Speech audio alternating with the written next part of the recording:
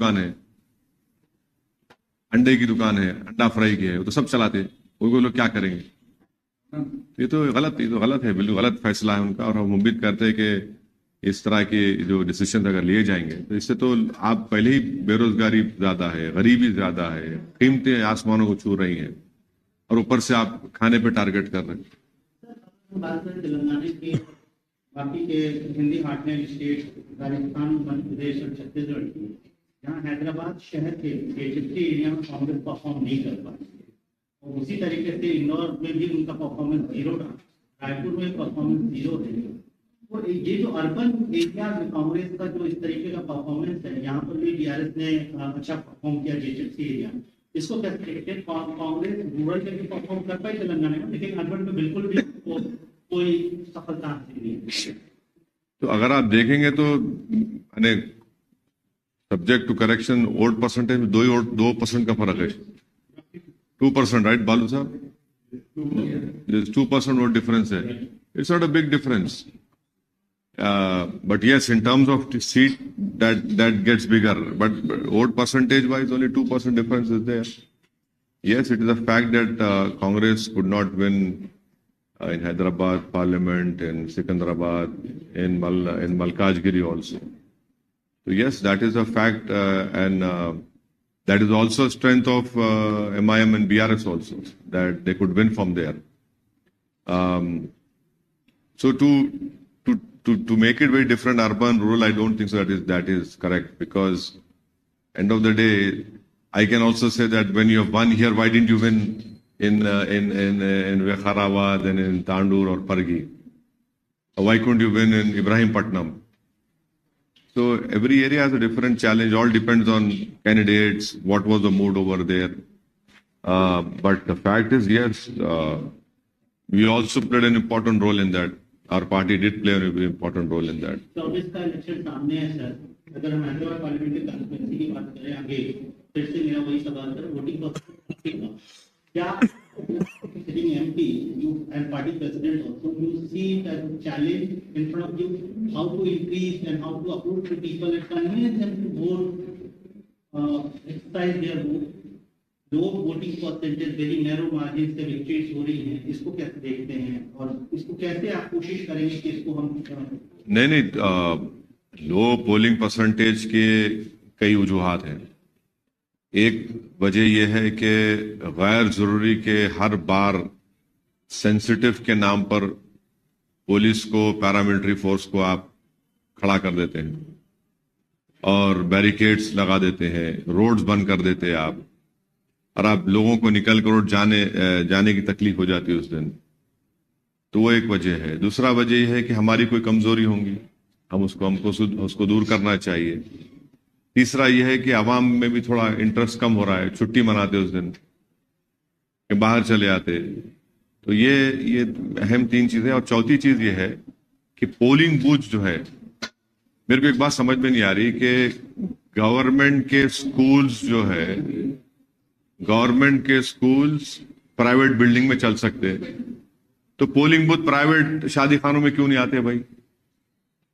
Completely मेरे को बिल्कुल ताज्जुब होता। इलेक्शन कमीशन ऑफ इंडिया को देखना चाहिए कि अगर पूरे इंडिया में गवर्नमेंट स्कूल प्राइवेट बिल्डिंग में चलते, तो आप एक दिन के लिए क्यों नहीं लेते किसी मैरिज हॉल को? आप यानी एक जगह ले रहे आप, और एक जगह पे 1100 वोट है, माने 2 कमरों को आप, इससे कम कमरा है और आप 2 बूथ, तो कहां पोलिंग परसेंटेज बढ़ेगा? आपके पास कई मैरिज हॉल से आप लीजिए ना। ईसीआई को तो पैसा मिलता गवर्नमेंट ऑफ इंडिया से, बजट सैंक्शन होता, तो उनको चाहिए कि भाई जहां पे ऐसे मैरिज हॉल्स हैं या प्राइवेट हॉल्स हैं या बिल्डिंग्स हैं, आप एक दिन के लिए उनको लीजिए, एक दिन के लिए 4 दिन जो भी लीजिए, ताकि कम से कम लोग जाके वोट डाल सके। और आज भी हम देखे कि कई बुजुर्ग लोग नहीं डाल सके वोट, क्योंकि उनको सहूलत ही नहीं है जाने की वहां पे। और फिर आप एक कंडीशन लगाते कि गाड़ी का दूर रोक देना, तो उससे भी वुमेन पोलिंग मुतासर होती। तो हमारे तरफ से जो भी कमजोरी है, हम उसका सेल्फ इंट्रोस्पेक्शन कर रहे, और हम लोग मेहनत करेंगे हमारे असेंबली कॉन्स्टिट्यूंसी में जहाँ पे हमारे को लो पोलिंग परसेंटेज हुआ। जाहिर है हमारे में कोई कमजोरी रही होगी, उसको हम बराबर दूर करेंगे, मुलाकात करेंगे अवाम से, अब तो बूथ वाइज डेटा आता है, तो हम देख रहे हैं, उस पर काम होगा और इंशाल्लाह मुझे यकीन है कि पार्लियामेंट इलेक्शन में पोलिंग परसेंटेज बढ़ेगा। 3 राज्यों में बीजेपी जीत हासिल की और ये भी कहा जाता है कि नरेंद्र मोदी इनविंसिबल है, करने जा रहे हैं। जिस प्रकार से उनके हौसले बुलंद हो गए और अभी अपोजिशन के पास चेहरा ही नहीं है, क्या आप इस समझते हैं सर कि 3 राज्यों के बाद बीजेपी काफी स्ट्रॉन्ग पोजीशन में है, अपोजिशन के पास मोदी का जवाब नहीं है? लाइटर वेन में मैं भी इनविजिबल था वहां पे, अभी बीजेपी जीत गई। मैं तो था ही नहीं वहां पे, तब भी बीजेपी जीत गई। हम लोग राजस्थान में 10 सीट लड़े तो, और 4 सीट मध्य प्रदेश में लड़े, छत्तीसगढ़ में तो हम थे ही नहीं, तब भी बीजेपी जीत गई। अपने वालों, अब किसको ब्लेम करेंगे ये लोग, अब किसको ब्लेम करेंगे नहीं मालूम, सोचना पड़ेगा इन लोगों को। मगर बीजेपी जीती वहां पर, यानी मध्य प्रदेश में जो मेजोरिटी बीजेपी लेकर आई फॉर्मिडेबल है वो, मैंने बड़ी बड़ी मेजोरिटी है वो। इतने सीट के 140 कुछ के ऊपर लेके आए ना, 160। आप बताइए, आप छत्तीसगढ़ में सिटिंग सीएम आपका है और इतना वो लोग वो थे वहां पे, आप राजस्थान में।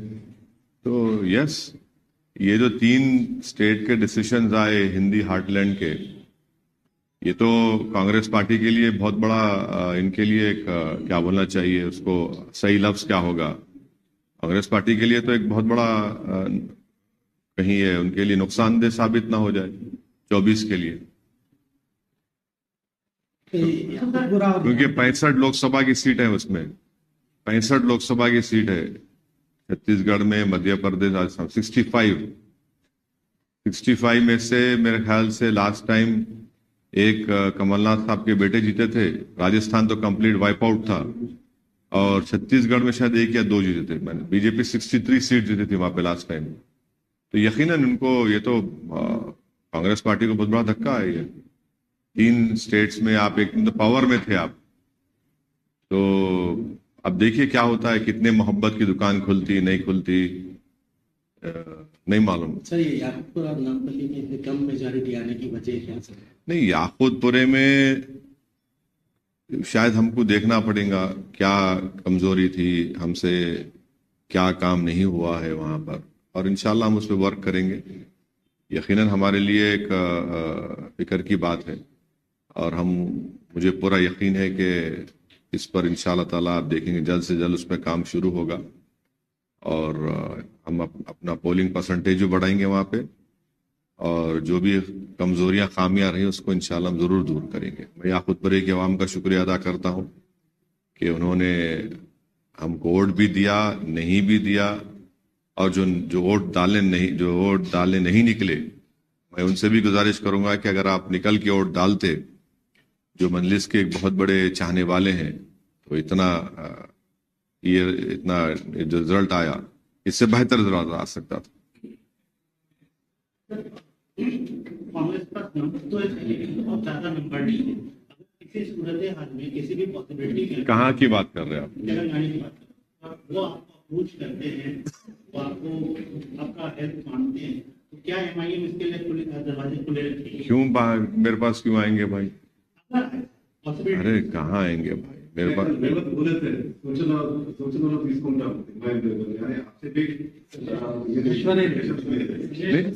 एज एन इफेक्टिव अपोजिशन तो एमआईएम पार्टीज के एमएलए अपना रोल निभाएंगे। हम भी चाहेंगे कि तेलंगाना में अमन रहे, प्रोग्रेस रहे, प्रॉस्पेरिटी रहे, यहाँ पर किसी किस्म की तकलीफ ना हो किसी को भी, सेक्शन ऑफ सोसाइटी को। ये तो हमारा हमेशा का ताउन रहा है, ताउन रहेगा।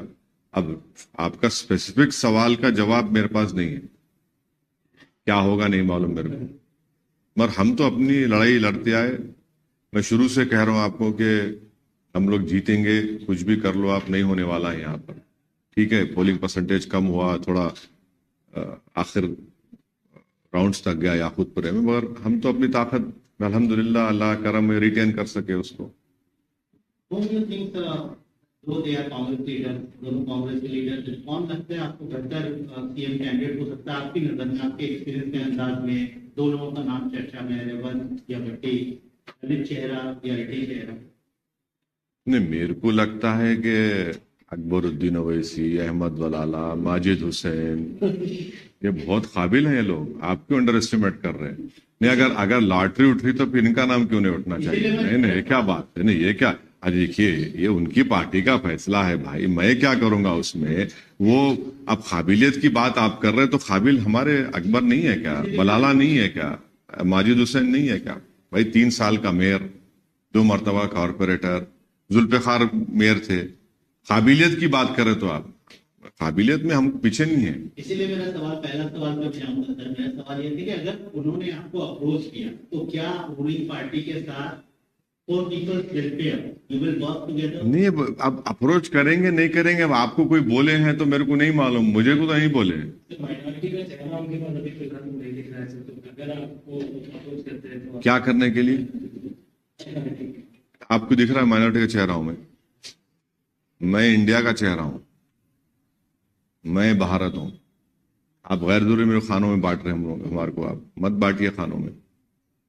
Yesterday, Muslim representation, it has become stronger in North India and Central India, and the Congress Party has become stronger, and India Alliance, Congress Party has become stronger in the southern state.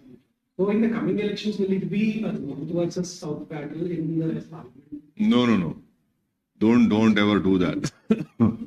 This is what BJP wants. And it is wrong to say that Congress is strong in South. You see, there is only 2% vote difference in Telangana. And in Karnataka, we don't know what will be the result when parliament elections take place. Thirdly, in Tamil Nadu, it is the AIADMK and the DMK who are in power, not Congress party. In Kerala, it is the UDF and the LDF over there. So I don't think so that is the right comparison to make. And then this North and South. Yes, BJP has won 3 elections in the Hindi heartland, and these are big victories for BJP. Defeating a Congress party in Chhattisgarh and retaining Madhya Pradesh state. And of course Rajasthan, they have every 5 years the government changes. It is a challenge for all of us come 2024, and it is a bigger challenge for the parties who are there in that IND alliance. Sir, ये 4 states में 636 MLAs में ruling party का एक भी मुस्लिम MLA नहीं है। मुस्लिम representation ruling party से मुराद कौन? बीजेपी और कांग्रेस। कोई मुस्लिम MLA इलेक्ट नहीं हुआ है। नहीं, मध्य प्रदेश में आरिफ मसूद हुए ना। 2 इलेक्ट हुए हैं, बहुत पोजीशन MLA। नहीं, अच्छा, रूलिंग पार्टी वो तो बीजेपी है। बीजेपी टिकट देती भी नहीं ना। बीजेपी तो टिकट, देखिए बीजेपी का क्लियर कट है, वो मुस्लिम माइनॉरिटी को इंडियन पॉलिटिक्स से इनविजिबलाइज कर चुके हैं। एक मिनट ठहरिए भाई, बात मत करिए, एक मिनट ठहरो भाई। तो वो लोग इनविजिबलाइज कर चुके हैं, पूरा कोई है ही नहीं। तो बीजेपी का, उनके पास एक मुस्लिम MP नहीं है, मुस्लिम मिनिस्टर नहीं है यूनियन गवर्नमेंट में, तो बीजेपी का क्लियर कट आइडिया है। अब दूसरे पार्टीज जो है, अब वो भी तो वैसे फॉलो कर रहे हैं, वही फॉलो कर रहे हैं ना। वो भी तो सॉफ्ट हिंदुत्व बोलिए, हार्ड हिंदुत्व बोलिए। अब कमलनाथ साहब का मध्य प्रदेश स्टेटमेंट था कि राजीव गांधी ने बाबरी मस्जिद के ताले खोले। अब आपके ही घर को लॉक पड़ गया, मध्य प्रदेश में आपके घर को लॉक पड़ गया। अब इनको सोचना चाहिए, ये छत्तीसगढ़ में आप बड़े बड़े धर्म संसद कराए, आप कराइए बाप। ये चीजें हैं, ये देखना पड़ेगा। तो ये तो है। ट्विटर सेशन चल रहा है सर पार्लियामेंट का। प्राइम मिनिस्टर ने आज एड्रेस किया मीडिया को, उन्होंने अपील की ऑपोजिशन से कि वो जो 3 राज्यों का हाथ है जिनमें इशारा कांग्रेस की तरफ, गुस्सा पार्लियामेंट के अंदर नहीं। हम प्रधानमंत्री से ये और बीजेपी से ही बोलेंगे कि पार्लियामेंट में हम जो बहस करना चाह रहे हैं उसको अलाउ करिए। आप दिल बड़ा करिए। आप सिर्फ अपना गवर्नमेंट का अपना गवर्नमेंट का एजेंडा लेके मत चलाइए प्लीज। सिर्फ आप अपना एजेंडा लाके करा लेंगे तो अपोजिशन क्या करेंगे? फिर डिबेट्स में तो होनी चाहिए। सरकार को हम क्रिटिसाइज करें उन इश्यूज में, ऐसे कई चाइना पे प्रधानमंत्री क्यों नहीं डिबेट कराते पार्लियामेंट में? क्यों डरते हैं प्रधानमंत्री और उनकी सरकार चाइना से? डिबेट करवाइए ना। कोई 2000 स्क्वायर किलोमीटर में चाइना कब्जा करके बैठा है। हम चाहेंगे डिबेट हो गाजा में, गाजा के ऊपर जो इसराइल जुल्म कर रहा है। 12,000 लोगों को इसराइल खत्म कर चुका है। फलस्तीनों से हमारा पुराना रिश्ता रहा। ये डिबेट होना चाहिए पार्लियामेंट में गाजा के बारे में, चाइना जो जमीन पर कब्जा करके बैठा है। और क्या मुद्दे आपको लगता है विंटर सेशन में हो सकते हैं? अब बहुत से मुद्दे हैं भाई, अभी तो चुनाव से हम निकले हैं, तो ये 1 महीना तो यही इसी में थे। बहुत से ज़ाहिर है हमारे वतन अजीज में बहुत से अवामी मसाइल हैं जिस पर बहस होनी चाहिए, और लोग पार्लियामेंट तरफ देखते हैं कि भाई क्या ये मेरी तकलीफ को बयान कर रहे हैं, क्या हुकूमत मेरी तकलीफ को समझ रही है। और सब हो गया बस पूछने 1 to 1 नहीं पूछ लो। आप रास्ते का कुछ पूछना है आपको भाई साहब? पूछना है पूछ लो भाई, 1 to 1 मत करिए भाई।